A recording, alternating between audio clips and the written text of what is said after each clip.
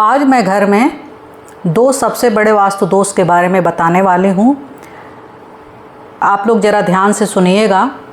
और इसमें यह भी है कि इंसान जब मर जाता है, ऊपर चला जाता है, तो उसके कपड़ों का हमें क्या करना चाहिए। कई बार हम छोटी छोटी बहुत बड़ी गलती कर देते हैं जो हमारे घर में बहुत बड़ा वास्तु दोष हो जाता है। जय माता दी दोस्तों, कैसे हैं आप सब लोग। आशा करते हूँ कि अच्छे होंगे। भारत में दो तरह के गृह प्रवेश की रस्में की जाती हैं। जब एक लड़की की शादी होती है तब वह गृह प्रवेश करती है, यानी वह अपने पति के घर में प्रवेश करती है। यह एक बड़ी चीज़ है।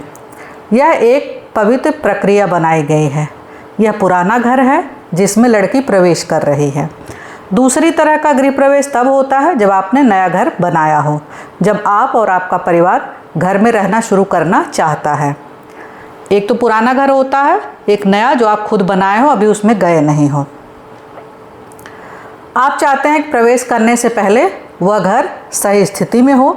घर का डिजाइन, घर की सुंदरता, घर में किस तरह का पेंट हुआ हो, किस तरह का भी हो, वह भी महत्वपूर्ण है। ये सब बहुत मायने रखते हैं, जबकि हम लोग ये सब चीज़ें ध्यान नहीं देते हैं। पर उस जगह की ऊर्जा कैसी है, यह ज़्यादा महत्वपूर्ण है। इससे पहले आप वहाँ रह रहे हैं। ऐसे घर में बिना पवित्र किए कोई नहीं सोता है। आपने देखा होगा जब नया घर बनता है तो कोई वहाँ सोता नहीं, कोई वहाँ जाता नहीं है कि जब तक गृह प्रवेश नहीं हो जाएगा। यह प्राण प्रतिष्ठा करने का एक छोटा सा उपाय है। घर में रहने से पहले उस घर को प्राण प्रतिष्ठा द्वारा पवित्र किया जाना चाहिए, नहीं तो लोग जाकर नहीं रह पाएंगे। जो भी नए घर में किया जाता है उस घर को ऊर्जावान बनाने के लिए किया जाता है, ताकि वहाँ रहने वाले स्वाभाविक रूप से आगे और खुशहाली की तरफ बढ़ें। इसीलिए पूजा पाठ, गृह प्रवेश किया जाता है। यह समझकर किसी भी इंसान को प्रतिष्ठित स्थान पर नहीं रहना चाहिए, पर उस घर को ऊर्जावान करने के बाद। जब पूजा पाठ हो जाता है तो वहाँ जो है नेगेटिव चीज़ें वहाँ से हट जाती हैं, उसके बाद ही वहाँ रहना चाहिए। जैसे धरती पर पौधा लगाते हैं, अगर उसकी जड़ उपजाऊ है, मिट्टी अच्छी है, तभी फूल खिलेंगे। वैसे ही घर को उन्नत बढ़ाने के लिए पूजा पाठ कराते हैं। यह हर घर में होता आया है।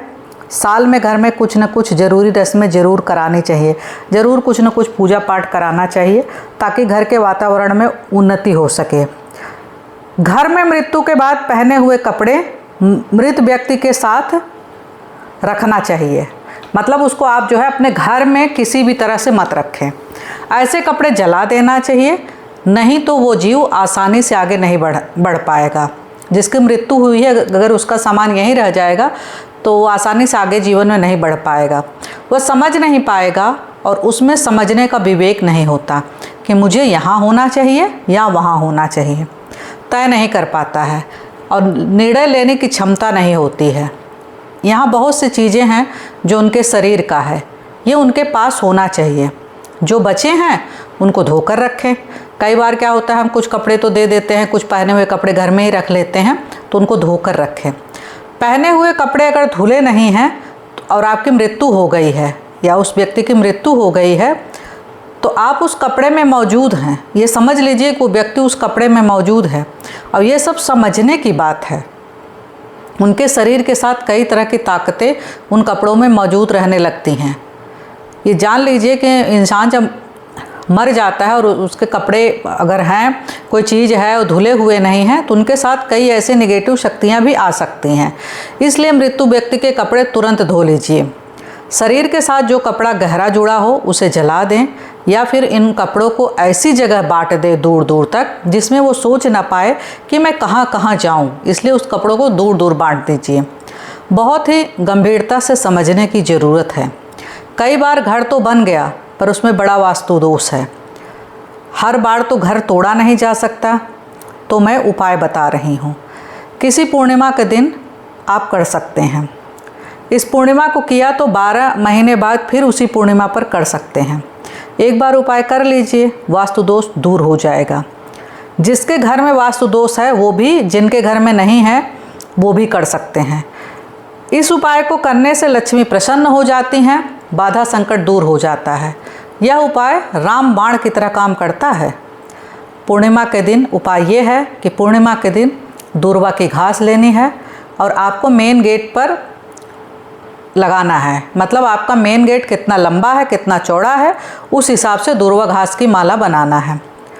माला दूर्वा की खरीद भी सकते हैं, बाज़ार में मिलता है, आप बना भी सकते हैं।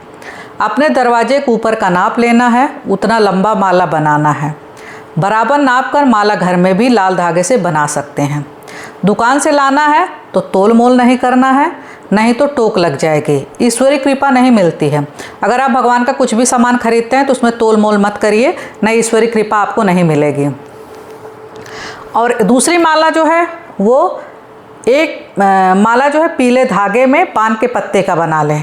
गेट नाप कर जितना बड़ा आप जो है दूर्वा का बनाएंगे उतना ही बड़ा जो है पान के पत्ते का भी बनाना है।